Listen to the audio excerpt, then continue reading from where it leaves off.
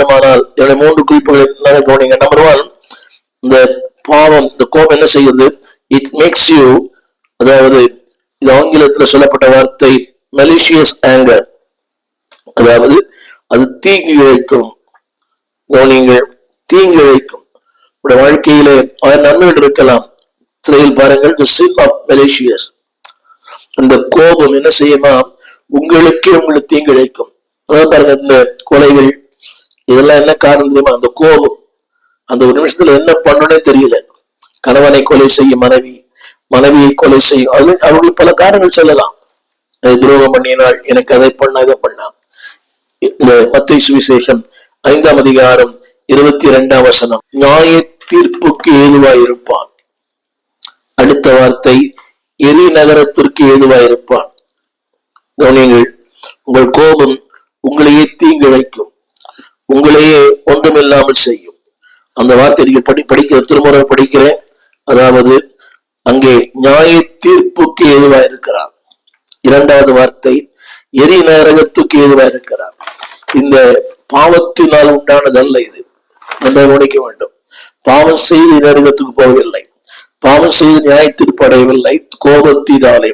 the sin of malicious, அதாவது பாவம் என்ன செய்து சொன்னால் உங்களுக்கு தீங்கு இழைக்கிறது. என்னை கேட்டுக்கொண்டிருக்கிற அன்புடைய பிள்ளையே, இந்த கோபப்படுற ரொம்ப பிபி சுகர் அதிகமா இருக்கும்.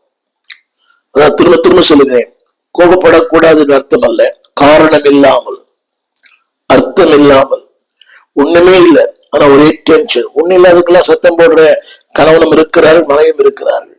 இப்ப பிள்ளைகளுக்கெல்லாம் பயங்கர கோபம், சின்ன பிள்ளைங்க தான் எல்லாத்தையும் தூக்கி அடிக்குது. அது என்ன தெரியுமா? the seed of the parents, பெற்றோருடைய விதை. அது என்ன பிள்ளைங்க கண் கூட பாக்குறீங்க. நீங்க என்ன பண்ணீங்களோ அது உங்க பிள்ளைகள் பண்ணது. நீங்க அந்த சின்ன வயசுல பண்ணதெல்லாம் இப்ப பிள்ளைகள் அது பார்க்கல, அது ரத்தத்துல ஊறி கிடக்கிறது.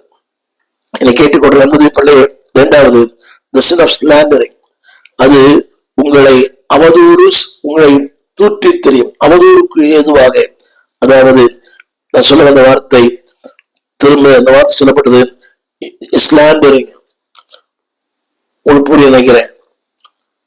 ஒரு தவறு பண்ணி ஏதோ ஒரு தவறு பண்ணிட்டாங்க, பேப்பர்ல வருது.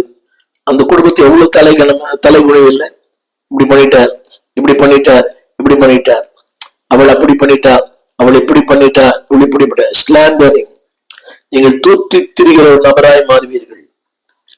திரும்ப திரும்ப நீ நிறைய குடும்பங்கள் அர்த்தமே இல்லாத ஊழியத்துல கூட பாருங்க, திருச்சபையில கூட ரொம்ப ஷார்ட் டெம்பர், தேவையே இல்லை.